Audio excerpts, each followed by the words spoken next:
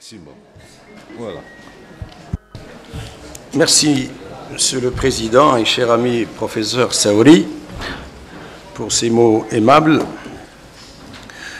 Je voudrais tout d'abord, honorable présence, présenter mes sincères remerciements à Monsieur le secrétaire perpétuel de l'Académie du Royaume, mon estimé le professeur Abdelil Hajoumri, et à l'ensemble de mes collègues et amis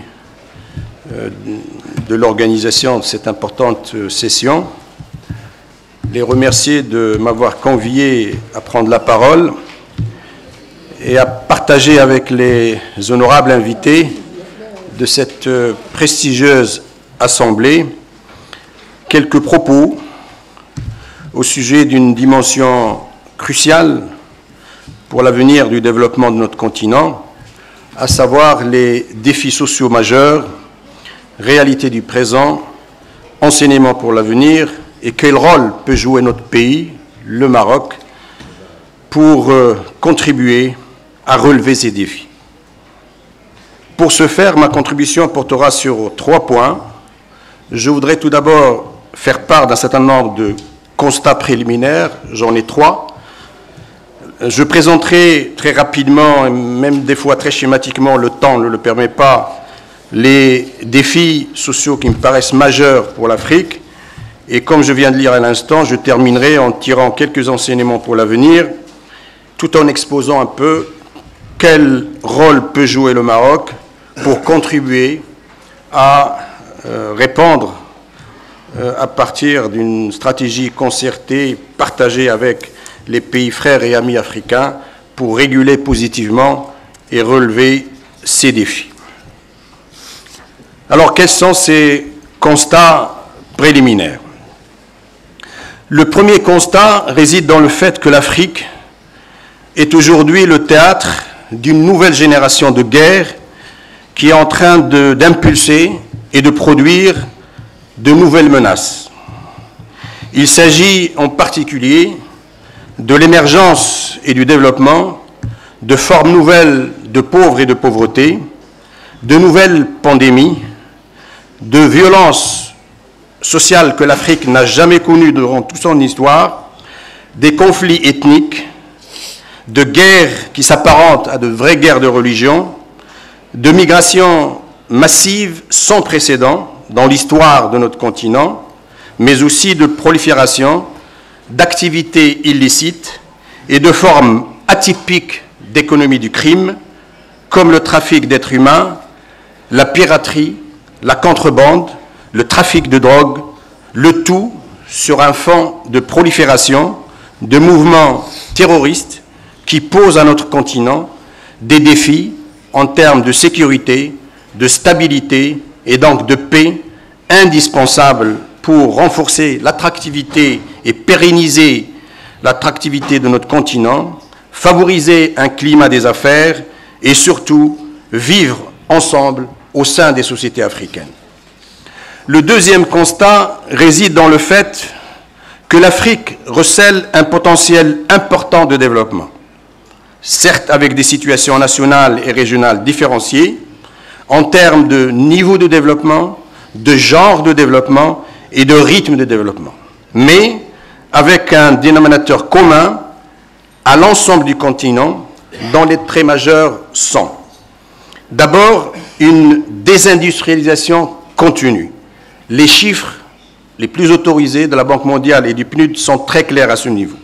La part dans le secteur manufacturier de l'Afrique, dans la production manufacturière totale à l'échelle internationale, a baissé, certes relativement, mais elle a quand même baissé, de 12% en 1980 à 11% en 2010, ce qui a un impact à la fois sur la part de la production de l'Afrique dans la production mondiale et la part de l'Afrique dans les exportations mondiales. Pour la part des exportations, elle est passée de 5,99 en 1980 à 3,33% en en et pour la part de l'Afrique dans la production mondiale, elle a régressé de façon significative de 3,65% en 80 à 2,75% en 2010, ce qui fait que les mythes fondateurs sur l'Afrique émergente méritent d'être relativisés et lus autrement à l'aune de la pensée africaine pour laquelle nous sommes conviés lors de cette session de l'Académie du Royaume du Maroc. Deuxième trait, c'est le sous-équipement généralisé en termes de routes, d'autoroutes, de ports, d'aéroports, d'électrification et d'adduction d'eau potable, pour ne citer que les secteurs les plus stratégiques et les plus essentiels. Et 3, un développement extraverti porté plus par quelques grandes puissances internationales et quelques grandes firmes multinationales. Je crois que les données là également sont très parlantes. Mais plus important encore, la conséquence de toutes ces réalités sont d'abord l'enclavement que connaît le continent et les problèmes de mobilité que connaissent les hommes, les marchandises et les capitaux. 2, un développement non endogène et non exclusif. 3, la prédominance d'une économie qui reste très primaire. 4, une valorisation faible du potentiel de richesse dont regorge le continent. Et enfin, et donc, des richesses qui ne profitent pas à tous les pays africains et à toutes les populations africaines. Troisième constat, et dernier, il réside dans une situation inédite aujourd'hui dans le monde. En effet, si l'Europe, l'Amérique du Nord, l'Amérique du Sud, l'Asie, le Pacifique et le Moyen-Orient connaissent une problématique de développement qui se pose en termes de gestion de la rareté, la problématique du développement en Afrique se pose, elle, en termes de gestion de l'abondance. Abondance à la fois des ressources humaines, mais aussi des ressources naturelles, des ressources minières et des ressources énergétiques. Ce qui place le continent africain dans une situation atypique au regard de la situation du paradigme de croissance et de développement par rapport au reste du monde. D'où l'importance pour l'Afrique de la nature cruciale du mode de gouvernance du développement économique et social pour gérer cette abondance des ressources. Et c'est de cette gouvernance que dépendra demain la maîtrise des défis sociaux majeurs de l'Afrique, d'où le deuxième moment de mon exposé. Alors, quels sont, de mon point de vue, les défis sociaux majeurs de l'Afrique? Il y a, à mon avis, au moins 3 types de défis sociaux que l'Afrique connaît et connaîtra encore davantage dans l'avenir. Des défis sociaux proprement dits, des défis que je qualifierais de socio-institutionnels et enfin des défis que je qualifierais de socio-climatiques. Les défis sociaux proprement dits que vous connaissez très certainement, mais je voudrais surtout frapper les esprits par des chiffres qui, à mon avis, doivent éclairer les décideurs sur les meilleures politiques publiques à même de mettre en place dans l'Afrique de demain pour réguler positivement ces déficits sociaux liés à ces défis. Premier défi, c'est une dynamique démographique sur un fond d'explosion exponentielle de la demande sociale dans les domaines les plus stratégiques relatifs aux besoins essentiels des populations africaines. En effet, en 2015, la population africaine a été évaluée à 1,186 milliard d'habitants, soit 16,1% de la population mondiale. En 2050, la population africaine atteindra 2,4 milliards d'habitants, soit 25% de la population mondiale. Et pour la seule Afrique subsaharienne, elle comptera 2,2 milliards d'habitants à l'horizon 2050. De ce fait, à la fin du 3e millénaire, 3 naissances sur 4 se produiront sur le continent africain à l'échelle internationale. La moitié de cette population restera encore rurale à cet horizon et 41% sera composée des moins de 15 ans au moment où la population, cette tranche d'âge à l'échelle internationale, ne sera que de 26% à partir donc de la moyenne mondiale. Cette réalité démographique produira une pression croissante sur les besoins sociaux essentiels, notamment l'alimentation, l'éducation, la santé, le logement, la culture, les loisirs, le transport, l'assainissement et l'environnement, et ce dans un contexte où, d'ores et déjà, dans de nombreux domaines, l'Afrique connaît d'importants retards.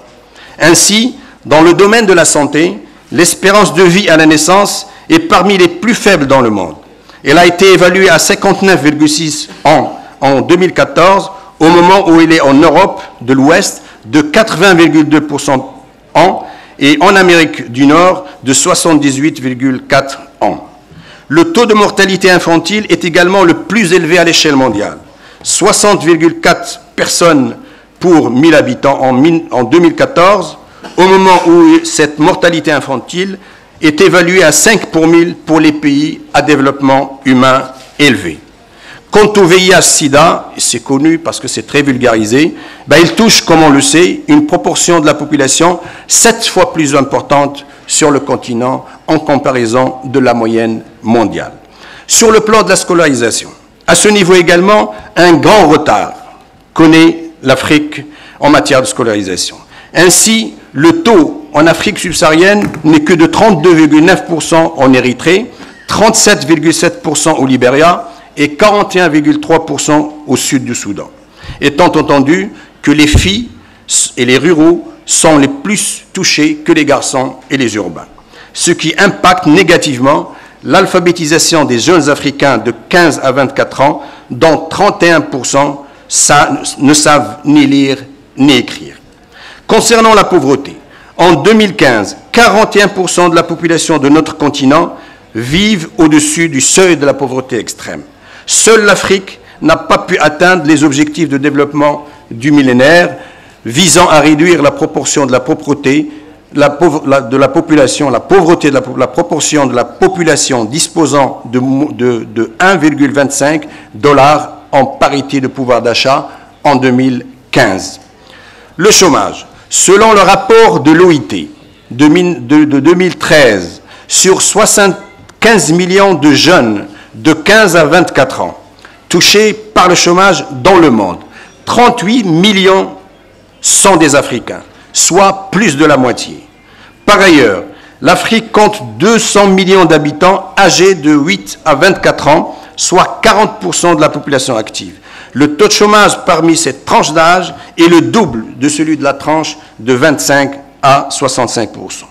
L'ensemble de ces déficits sociaux s'inscrivent dans le cadre d'une économie qui crée de moins en moins d'emplois et de moins en moins de richesses, indispensables pour financer à la fois la croissance et la solidarité, mais surtout d'assurer une insertion socio-professionnelle des jeunes et des moins jeunes et une protection sociale généralisée, notamment une couverture médicale minimale, une retraite décente et une prise en charge digne des personnes handicapées.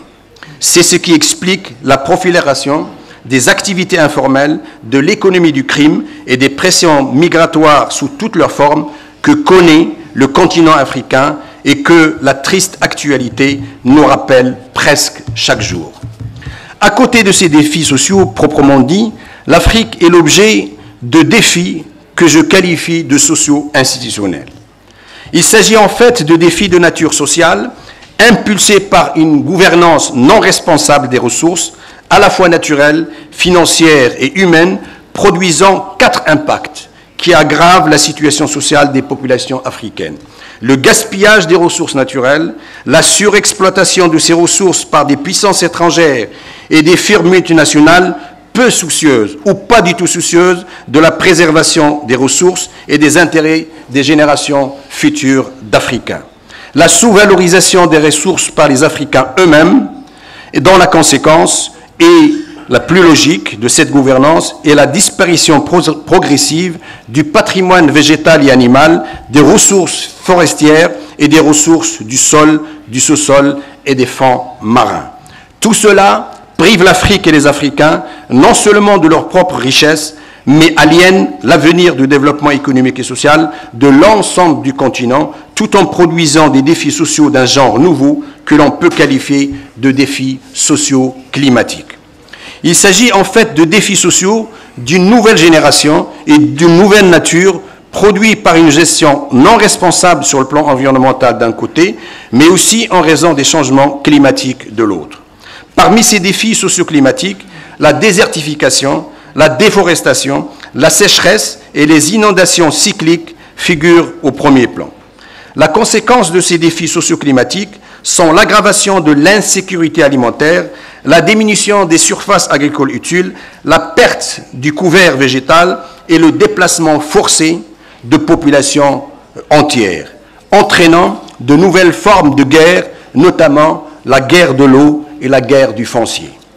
À ce niveau, tous les experts sont unanimes pour dire que si la situation perdure, l'Afrique ne pourra pas subvenir qu'à 13% de ses besoins alimentaires d'ici 2050, ce qui fera également peser une nouvelle menace sur les quelques 65% de travailleurs africains dont la subsistance dépend largement de l'agriculture, y compris les enfants et les personnes âgées qui seront les premières victimes de l'insécurité alimentaire.